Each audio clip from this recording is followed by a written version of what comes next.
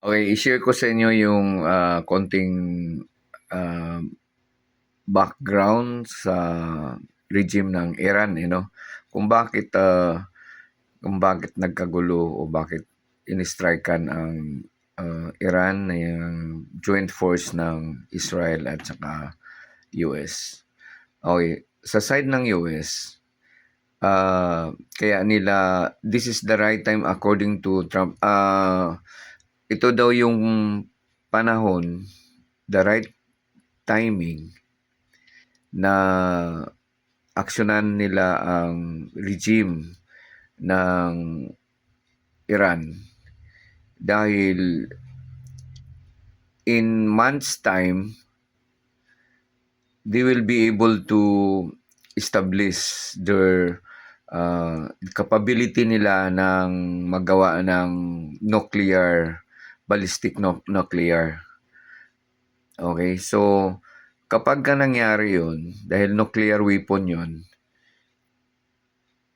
hindi sila basta ma-strikean ng anumang force kasi nuclear yan. So pag natamaan ang nuclear weaponry nila, hindi lang yan na sila ang mapektuhan kasi it will scattered yan.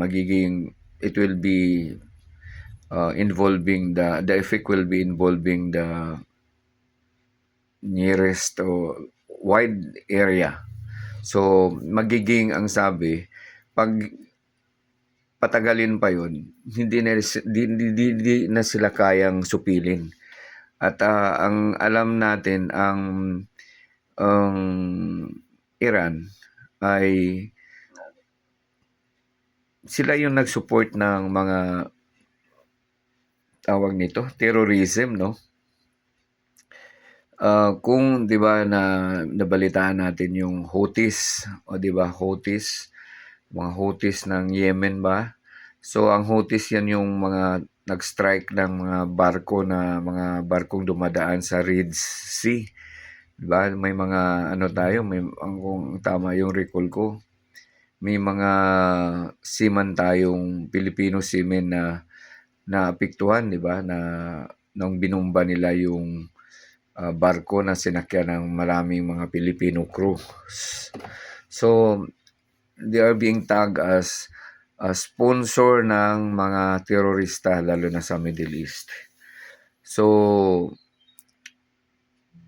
kaya yun ang biro mo, meron yung prince ng Iran na nag-exile sa US na kagabi, so kagabi meaning Wednesday night, March 18, no? Nagsalita siya sa US na babalik siya sa Iran. Now, according to him, no, yung nalimutan ko pangalan ng prince na yun sa Iran,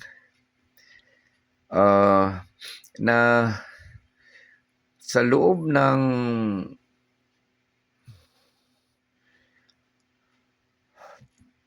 28 hours ba yun? Sa loob ng 28 hours, 12,000 ang pinatay ng Iran regime, no? 12,000 people na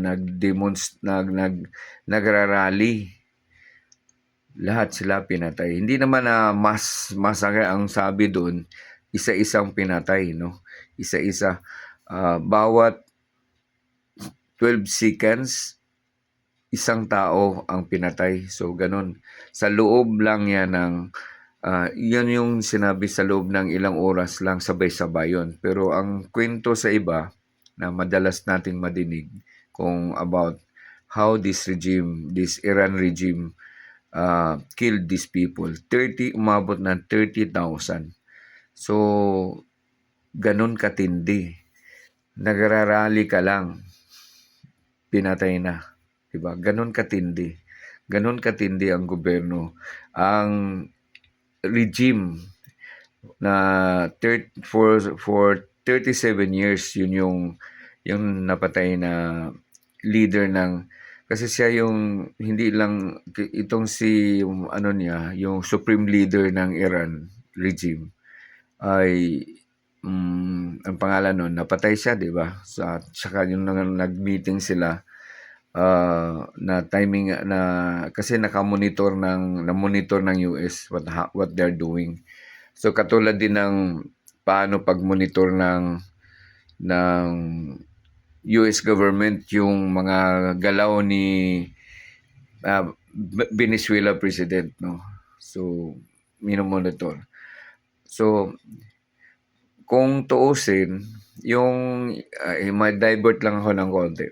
Kung tuusin yung mga spinach ba, yung mga pangtitik-tik, gawain talaga na yan, di ba? Gawain kahit US, tinitiktikan yung Venezuela.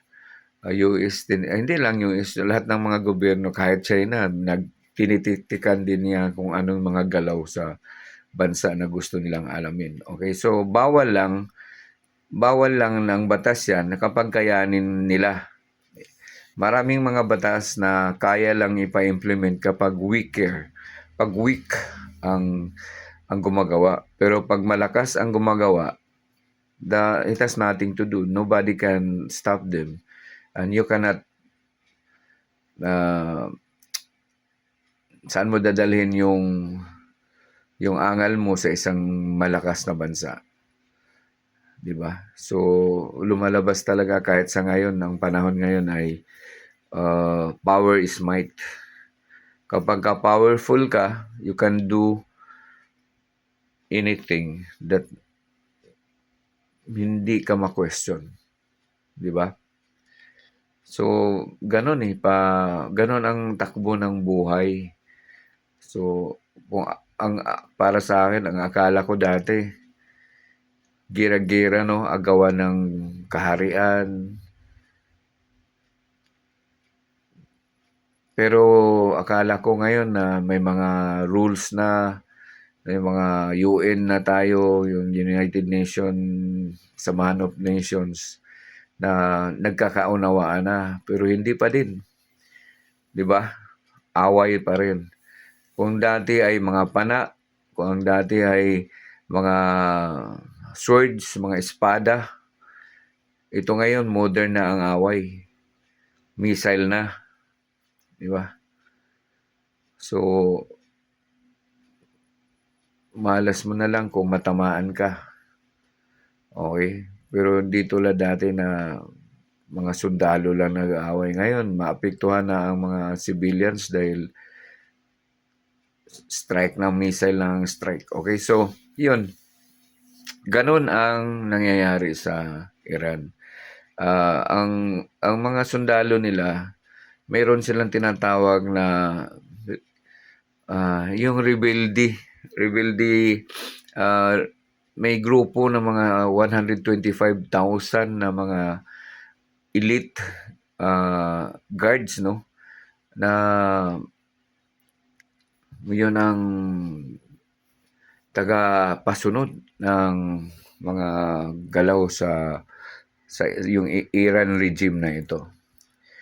Okay? So yun lang i-share ko sa inyo kung ano ang trabaho ng Iran. So yung Iran regime yung leader nila na napatay nung 2 weeks ago, na sabay-sabay na napatay, yun yung mga supreme leader, yung sumunod sa kanya kasi nag-meeting sila tungkol sa ano dapat nilang gawin. So sabay-sabay silang namatay doon sa isang first attack by joint force ng Amerika at Israel. Okay, so sinishare ko lang kung kahit paano may idea tayo. So bakit itong Iran ay ini-strike ka ng, kung isipin mo, tindi, no? Meron mo, leader ng isang bansa, aatakihin mo, pinatay mo. 16 na from yung supreme leader nila at saka yung mga close, mga high or ranking officers na kasama sa planning ng Iran regime. So parang ang sinabi nitong Iran regime, kasi tulan yan, may Prince of Iran na nasa exile. So meaning inagaw, no? Parang nagkudita. I-review ko nga yan para mai-share ko nga sa inyo kung ano nga ba talaga, anong nangyari, ba ano na ano na to ni yung supreme leader ng Iran. So para kasi silang pagkaunawa ko, inagaw nila yung trono ng leader, yung prinsipe ng prince eh. So parang ano din, parang Middle East kasi 'di ba pagka may mga prince sila. So sa Saudi king naman. So yung pag sinabi mong king, so pag may anak 'yon na ang tawag doon sa prince. So yung king di na binanggit dito kasi kagabi ko lang nakita na nagsalita na baka ito yung backup ng US na gustong mag-lead para mabawi ang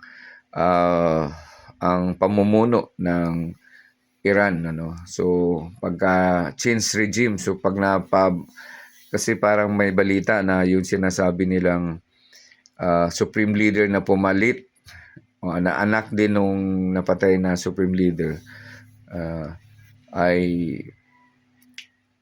parang tingin ng USA patay napatay kasama sa namatay, or hindi inamin ng Iran napatay na yung sinabi nilang pinalit. So parang baga sa ang sabi ni Trump, hindi alam na nila kung sino yung kausap nila. Okay, because pinapalabas ng Iran na nandyan pa rin yung leader nila pero hindi nila nakita nagsalita. Puro lang, message lang. So duda nila baka patay na din. Okay, so yun lang, medyo hapyaw-hapyaw lang tong sinishare ko. Hindi yung, pero yun yung yun yung mga pero hindi lang tulad ng supreme leader. Mahirap kasi banggitin pangalan nila pero basta yun lang yung pang hapyaw sa nangyayari sa Iran.